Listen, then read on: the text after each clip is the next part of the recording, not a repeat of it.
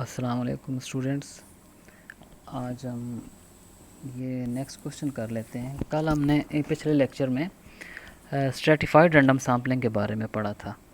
तो next question exercise में देखें, ये स्ट्रेटिफाइड रैंडम सैम्पलिंग के ही क्वेश्चन हैं, दो क्वेश्चन हैं। ये देखें तो ये क्वेश्चन है, ये जो क्वेश्चन है 22, ये आपने ख़ुद ट्राई करना है। ये देखें स्ट्रेटा दिए हुए हैं, BA, BSc, FA, FSc। तो आपने वो सैम्पल N1, N2, N3 ये साइज़ जो है हर स्ट्रेटम से कितना कितना साइज़ आएगा ये आपने बताना है, मालूम करना है। तो ये दो ही क्वेश्चन हैं। आगे देखें, ये नेक्स्ट ये क्वेश्चन हम कर लेते हैं। ये एक ग्रुप डाटा दिया हुआ है, कहता है कि 2% ऑफ 300,000 हम सैम्पल साइज़ लेंगे कि पॉपुलेशन का साइज़ है 3 लाख। तो 3 लाख का 2% जो है ये सैम्पल साइज़। तो इसका आप 2% निकाल लें। 2% इस तरीके से निकालते हैं, आपको पता ही है, 2/100 मल्टीप्लाइड बाई 300,000। तो ये आपके पास सिंप्लीफाई करें तो देख लें कि सैम्पल साइज़ कितना बनता है। ये बन जाता है 6000 का सैम्पल साइज़। तो ये 6000 सैम्पल साइज़ है। इस क्वेश्चन में उसने डायरेक्ट नहीं बताया सैम्पल साइज़, लेकिन आपने 2% ऑफ पॉपुलेशन साइज़ ये आप इससे आप ख़ुद निकालेंगे। और n जो है ये पॉपुलेशन का साइज़ है जो कि 3 लाख है। तो आपने ये देखें स्ट्रेटा दिए हुए हैं और हर स्ट्रेटा के अंदर, हर स्ट्रेटम के सामने जो है परसेंटेज में उसकी फ्रीक्वेंसी दी हुई है। मतलब कि फर्स्ट में जैसे 15% है, और इस तरह सेकंड, थर्ड, फोर्थ, तो जितने भी स्ट्रेटा हैं उनमें परसेंटेज की फॉर्म में नंबर ऑफ़ एम्प्लॉयज़ दिए हुए हैं।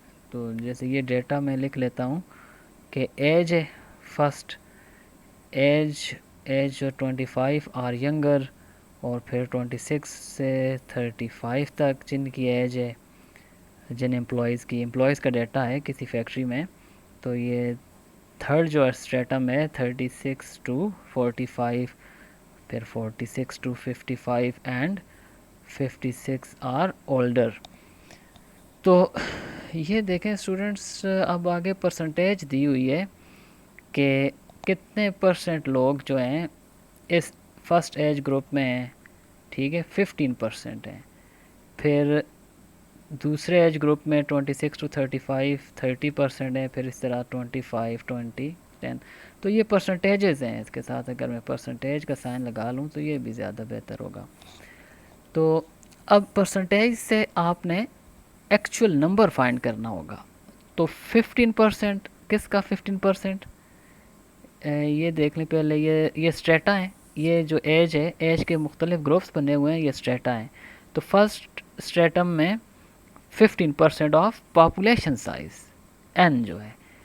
तो इसी तरीके से ये जो परसेंटेजेस हैं ये सारी पॉपुलेशन साइज़ जो कि 300,000 है, इसका आपने इतनी परसेंटेजेस, ये परसेंटेजेस फाइंड करनी है। तो ये वैल्यू निकाल लें, आगे फ्रीक्वेंसी बना लें।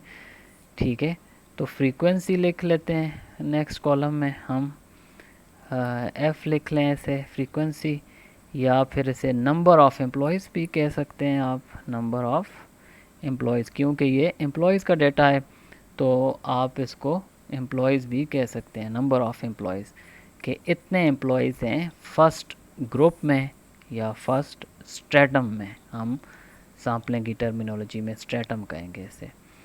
तो ये भी हम परसेंटेज निकाल लेते हैं इस तरीके से, 15% ऑफ 300,000।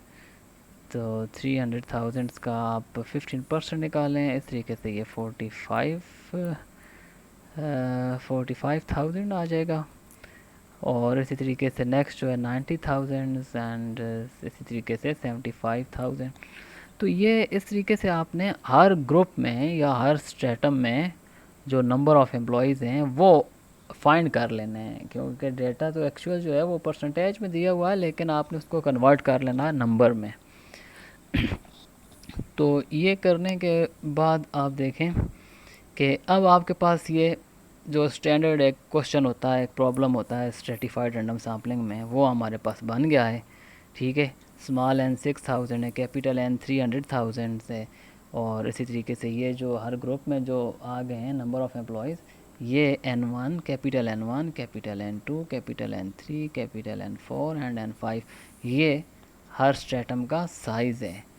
तो प्रोपोर्शनल लोकेशन के लिए आपको पता है कि हमें हर स्ट्रेटम का साइज़ भी पता होना चाहिए, n की वैल्यू हो, कैपिटल N की हो, तो फिर ही हम N1 फाइंड करेंगे, N2 फाइंड करेंगे। अब इसी क्वेश्चन में जैसे N2, N3, small N1, N2, N3, N4, N5, ये सारे n फाइंड करेंगे। ये जो n है कि फर्स्ट एटम से कितना साइज़ लेंगे प्रोपोर्शनल लोकेशन के ज़रिए, सेकंड स्ट्रेटम से कितना लेंगे, थर्ड स्ट्रेटम से, इसी तरीके से हर स्ट्रेटम से कितना कितना साइज़ सैंपल का आप लेंगे। तो ये सिर्फ आपने बताना है। तो N1 का फार्मूला है n into N1 over capital N।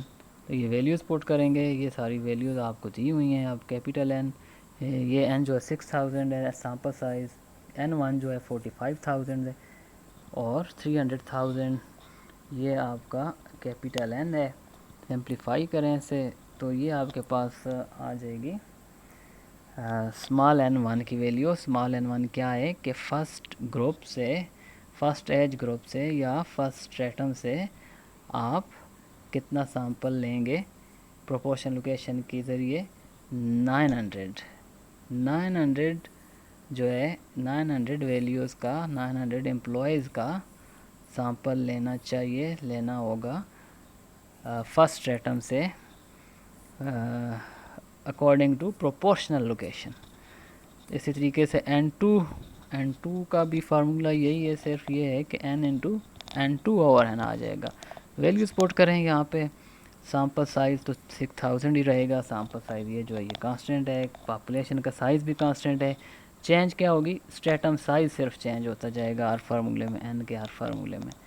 तो ये 90,000 और इसी को आप पुट करेंगे, सिंप्लीफाई करेंगे तो ये 1800 आ जाता है। कि इसका मतलब ये है कि आप सेकंड स्ट्रेटम से 1800 का सैंपल सेलेक्ट करेंगे, और बाकी भी इसी तरीके से आपने ये फाइंड कर लेना है N3, N4, N5। ठीक है, N3 आप करें, N4, N5, तो ये आपने ख़ुद करना है। ठीक है, ये आप ख़ुद इस पूरे क्वेश्चन को अटैम्प्ट करें कि ये वैल्यूज़ क्या आती हैं। तो स्टूडेंट्स बस इस चैप्टर में यही काम था। ये आज हमारा चैप्टर ख़त्म हो रहा है। ये आप एक दफ़ा देख लें कि ये काम सारा हमने इसमें करना है इस क्वेश्चन में। तो स्ट्रेटिफाइड रैंडम सैम्पलिंग के ये 3 क्वेश्चन हैं। आप एक्सरसाइज के क्वेश्चन भी, एक्सरसाइज के साथ जो एग्ज़ाम्पल्स दी हुई हैं बुक में शुरू में, वो भी आप अटैम्प्ट करें। एग्ज़ाम्पल्स भी इक्वली इम्पोर्टेंट हैं। अच्छा, इस चैप्टर का एक रिव्यू हम ले लेते हैं कि हमने इसमें क्या पढ़ा है। शार्ट सा रिव्यू लेते हैं इसका कि क्या क्या हमने, जो मेन चीज़ें जो पढ़ी हैं। वैसे तो आपके पास सारे लेक्चर्स रिकॉर्डेड हैं, आप देख सकते हैं। वैसे थोड़ा सा हम देख लेते हैं कि इसमें हमने टाइप्स ऑफ सैम्पलिंग ये पढ़ा था हमने, मेन जो टाइप्स ऑफ सैम्पलिंग के बाद हमने सैम्पलिंग डिस्ट्रीब्यूशन जो है मेन टॉपिक ये है इसमें। और सैम्पलिंग डिस्ट्रीब्यूशन में आगे इसकी हर उसकी स्टैटिस्टिक की सैम्पलिंग डिस्ट्रीब्यूशन के बाद प्रोबेबिलिटी भी हमने फाइंड करना सीखी है। तो ये x बार की सैम्पलिंग डिस्ट्रीब्यूशन, x1 बार माइनस x2 बार की, p cap, p1 cap minus p2 cap, s square and capital S square and small s square. तो ये हमने 5 जो हैं सैम्पलिंग डिस्ट्रीब्यूशन इस चैप्टर में पढ़ी हैं। ठीक है, तो वो आपने जो है इनकी प्रैक्टिस करनी है। अब ये चैप्टर आज जो है हमारा ख़त्म हो रहा है।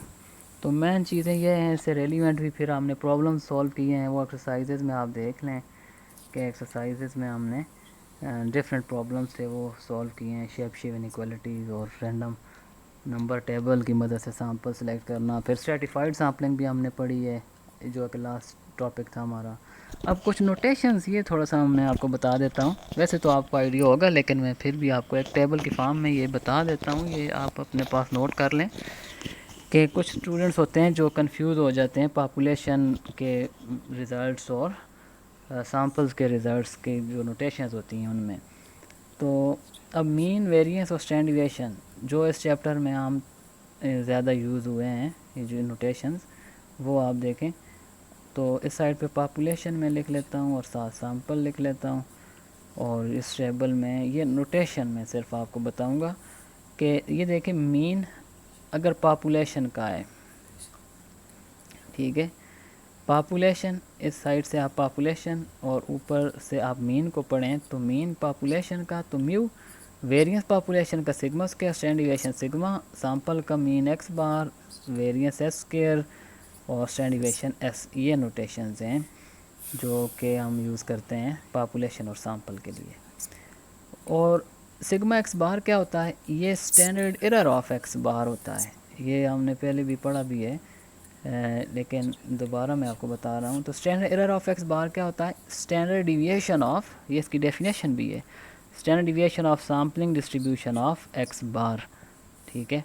तो इस तरीके से हमने standard deviation of sampling distribution of X bar और जितनी भी सैम्पलिंग डिस्ट्रीब्यूशन हमने पढ़ी है सब के हमने सिग्मा एक्स बार फाइंड करना सीखे हैं।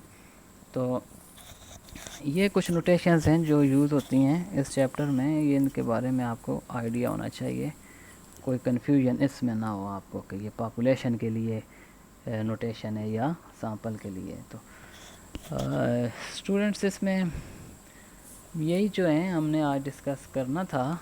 ये चैप्टर नंबर 14 जो है हमारा कंप्लीट हो गया है, चैप्टर 14 हमारा ख़त्म हो गया। नेक्स्ट जो है हम चैप्टर 15 स्टार्ट करेंगे।